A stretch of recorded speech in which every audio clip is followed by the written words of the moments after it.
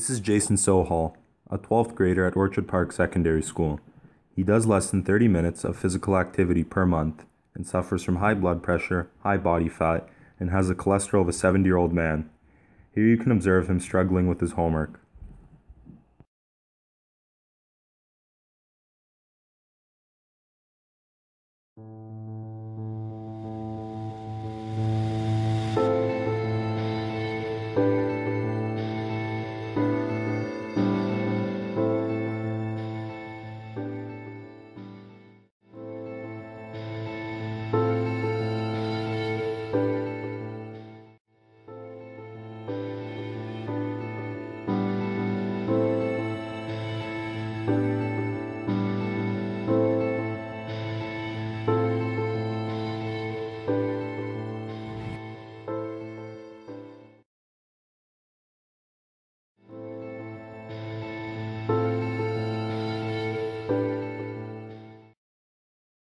Hi, I'm Stefan Borovac. I'm 6'8". I'm a combo forward. I currently attend Orchard Park Secondary School. I play for Canada Drive AAU team. I'm 18 and 89 average, and I'm ranked 28th on North Pole Hoops rankings for the class of 2016. So I train about 6 times a week with my out of school club. 2 hours practices each for those 6 days, plus any personal training I would like to do, like get up any extra shots. So I would say I train a good 12 to 15 hours a week.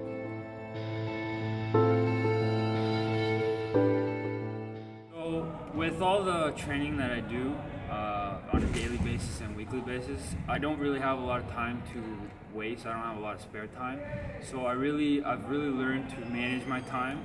So I would say sports really it improves your time management skills. So any spare time that you do have, you really get into your schoolwork and maintain that average that you desire.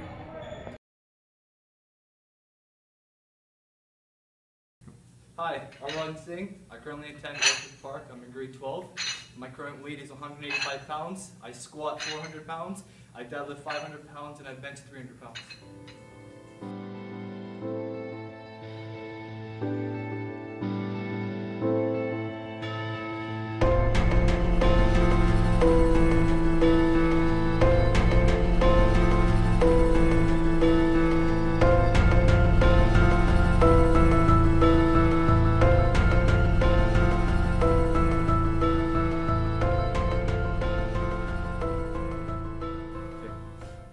Yes, working out at least 2 hours a day has helped me manage my time better. And you can just tell the gains speak for themselves.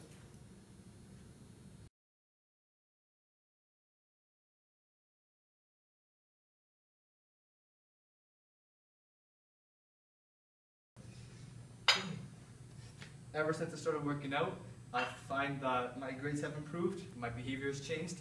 I've been feeling more focused and calm.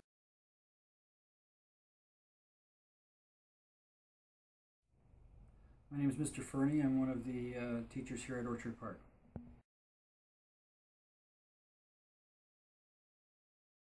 In terms of the question about how I think physical activity impacts students at school, I think being a phys ed teacher for a lot of years myself, I've seen it. I just think that it allows kids to sort of not just be sort of one directional in terms of only thinking about academics. I think having a healthier body only makes you better all around, and I think it is something that definitely everybody should be involved in, and I think that's why you have to take one phys ed to begin with at high school. But I definitely wouldn't think it'd be a bad idea if kids had to take at least one a year, right through the year.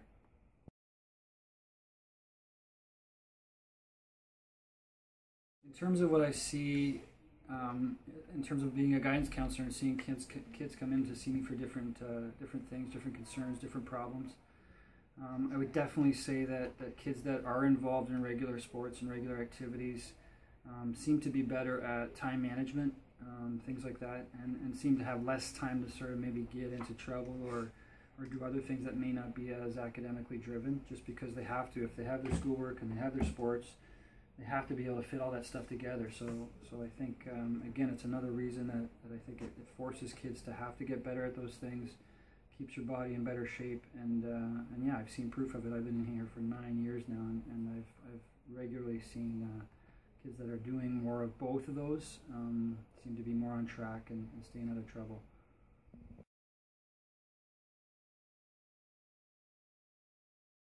Shepherd, and I'm a phys ed and math teacher at Orchard Park. Physical activity can actually help improve academic performance. There was a school study done in a place called Van Bains, France, where 1/3 of the school day was devoted to physical activity and 2/3 was devoted to academic performance. Parents did not like the idea originally because they thought that their kids would become more sick, that they would be absent more because of sickness, and they didn't like the idea that they were going to be spending less time doing schoolwork.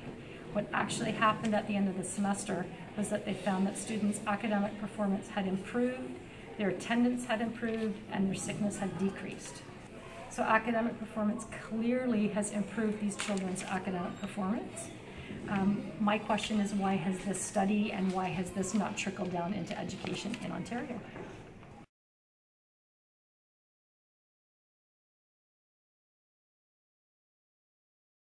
Okay, so I think that being part of sports, whether it be organized sports or informal sports, I think is really, really important because there's all these other things that you learn in sport that you don't learn just from academics. So for example, I learned that if I'm part of a soccer team, I belong.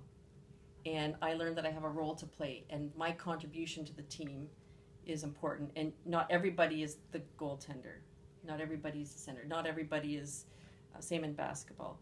So when I belong to something, I come to that feeling better about myself.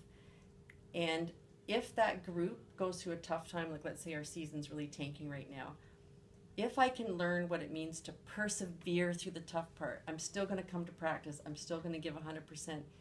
Even if I win or lose at game day, there's a pride that happens. And so what happens is then I bring that memory of persevering through the tough times to my academics, right?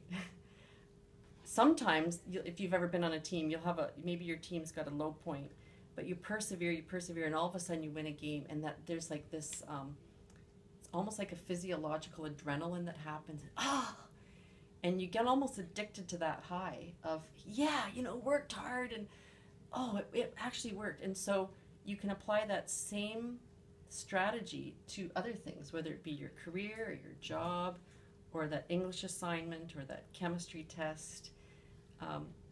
So my observation in this office is that many kids are sedentary, they're just hanging around, maybe they're playing video games, and the only thrill they have is going up a level in video, but they're just sitting there. They never have that real adrenaline of having the real feel of what it really means to be successful. Yeah. I also think that too many kids are in isolation. They go home, they go to the basement, they eat some junk food, they play video games all night. They're not really interacting with real people. They don't belong. They get behind in their schoolwork. Then they feel worse. They go home and eat more junk food, play more video games, and their only success is going up levels in Grand Theft Auto. Then they learn a bunch of bad attitudes. They lack social skills, and it just becomes a horrible cycle. A cycle that could be broken if they have activity that also helps them belong to a team or to some sort of higher cause. So, yeah, physical activity is super important. In my own life, I go to yoga. I'm part of Good Life, so I go to my classes, and I find that the classes are not judgmental, and I can follow the teacher. I just sort of participate, get active, and I come away always feeling better all the time. Great.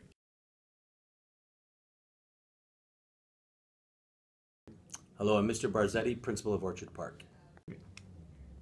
I strongly believe that physical activity does help academic performance. I'm not a doctor or a scientist, but I'm pretty sure that obviously helps your brain if your body is physically fit.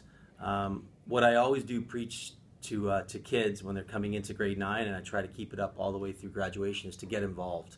And if you get involved, obviously that could mean physical activity, i.e. athletics, because there's more buy-in in school. So if you join a team and be part of the school spirit, you definitely get engagement. If you get engagement, you get achievement. So that's why I believe that physical activity does help academic achievement.